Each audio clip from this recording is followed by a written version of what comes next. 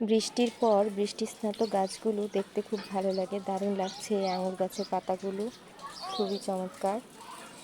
এখানে রয়েছে আমার বেশ কিছু চারা, এগুলো খুব সুন্দর লাগছে।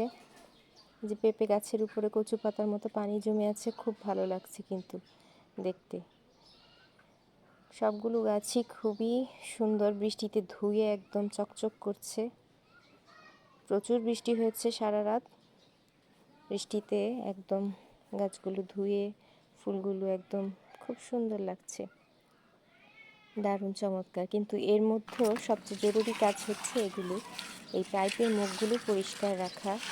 এগুলোতে পাতা জমলে এই পাতার জন্য পানি যেতে পারে না, তখন ছাদ নষ্ট হয়।